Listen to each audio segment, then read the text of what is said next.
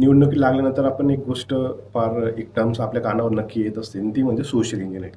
Social engineering म्हणजे काय सामाजिक अभियांत्रिकी आपण त्याला म्हणू शकतो. सोशल इंजिनिअरिंगची जी कन्सेप्ट आहे ही बिफोर इलेक्शन स्ट्रॅटेजी आपण ते म्हणू शकतो की इलेक्शन लागायच्या पहिले ती निर्धारित केली जाते. तर सोशल इंजिनिअरिंग म्हणजे काय आहे, समाजामध्ये लोकांची एक धारणा असते, एक दृष्टिकोन असतो, एक गोष्टीकडे बघण्याचा एक विचार असतो.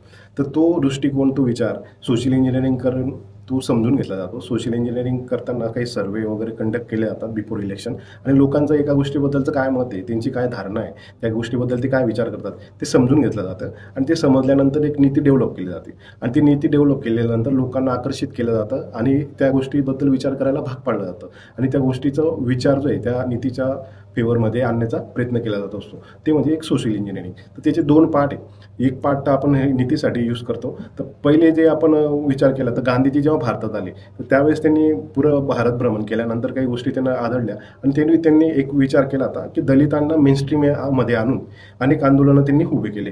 जसं की मिठाचा सत्याग्रह त्यांनी केला. त्याआधी त्यांनी मिठाचा टॅक्स वगैरे कर विषयी त्या गोष्टींविषयी लोकांमध्ये ते फिरले, लोकांबद्दल जनजागृती केली आणि मिठाचा सत्याग्रह तयार झाला होता.